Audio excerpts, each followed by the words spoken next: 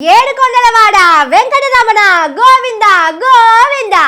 తిరుపతి లడ్డును కల్తీ చేసిరని అపవిత్రం చేసిరని అందరు అంటుంటే మన హైదరాబాద్ వాళ్ళు ఏం చేసిరో తెలుసా? మనోళ్ళు గమ్మతుంటారులా. చూడురు ఏం చేసిరో. తిరుపతి లడ్డుల జంతువుల కొవ్వు శాపల నూనె కలిసింది, అపవిత్రం అయిపోయింది. దేవుని లడ్డును అట్లా చేస్తారా అని నిన్న మొన్న దేశమంతటా ఒకటే జోలి నడిచింది కదా. వెంకటేశ్వర్ల స్వామి గుడిని శుద్ధి చేసిర్రు, విజయవాడల దుర్గమ్మ గుడిని కడిగిర్రు. ఓ పెద్ద కథనే నడిచింది.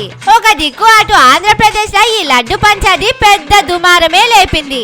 అన్ని పార్టీలోళ్ళు దేవుని లడ్డును ఖరాబ్ చేస్తారా అని మాట్లాడిర్రు. ఇంకో దిక్కు జగన్ పార్టీలు ప్రమాణాలు చేసి మీరు కావాలనే దీన్ని రాజకీయం చేస్తున్నారు, మేం లడ్డును అపవిత్రం చేయలేదు, ఏ జంతువు కొవ్వు కలపలేదని గంగల తానం చేసి ప్రమాణాలు చేసిర్రు.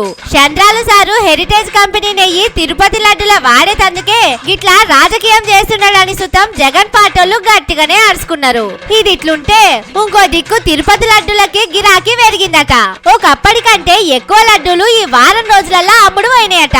ఒక దిక్కు లడ్డూలు కల్తీ చేసిరన్న వార్త మర్చిపోక ముందే టీటీడీ అధికారులు వెంకన్న లడ్డుకు గిరాకీ పెరిగిందని చెప్పుడు అందరినీ పరేషాన్ చేస్తున్నది. హైదరాబాద్ లా హిమాయత్ నగర్ లా టీటీడీలు పెట్టిన వెంకటేశ్వర స్వామి గుడులున్నాయి కదా, ఆ గుడులల్లా తిరుపతి లడ్డుకు మస్తు గిరాకీ పెరిగింది.